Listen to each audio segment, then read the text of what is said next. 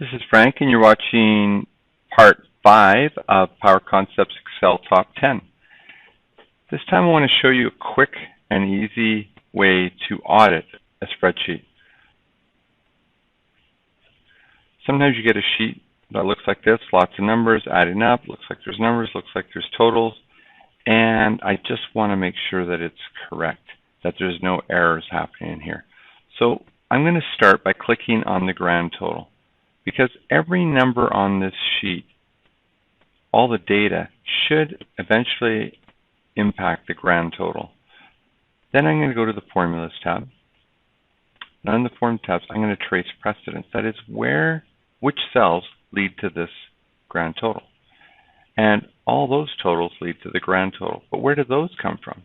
And so when I click again, it jumps across and shows me all the totals. And when I click again, it goes through. And what I should see is that every single cell in the sheet is included. And what I can see is that these cells are not included. That makes me suspect this cell right here, E8. So I'm going to hit Remove Arrows, and I'm going to hit Show Formulas. And this will show all the formulas on the sheet, and I can toggle on and off. It's handy to use the keyboard shortcut, which is Control and tilde, the button just to the left of the number 1 and above the tab on your keyboard. And when I click on that one, the number to the left of the number 1 and above the tab, just below the escape, it toggles back and forth and shows me the formulas. And what I do is I'm looking for the formula columns, and I'm looking for patterns. And when I see something that's out of whack, this tells me that there's probably a formula that's been typed on. So I'm going to click here, and I'm just going to fill down to replace it. I would do that rather than rebuilding it. While I've got this open, I'm going to check the bottom, because these totals in column and row 16 didn't actually go to the grand total.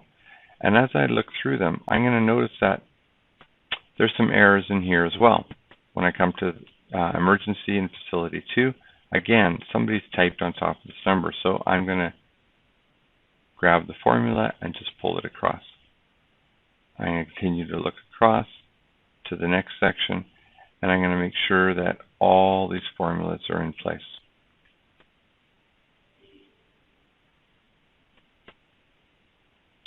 I'm going to hit Control tilde, turn that off. I can run an audit one more time. And this time I notice that all the data goes into the grand total. I'm going to hit Remove Arrows, and let's try our assignment. I'm going to go to Assignment 5. I'm going to click on the grand total. Click through and see if I can find an error. I'm going to remove it there. I'm also just going to check some totals down here. So I'm going to select all the totals on the bottom.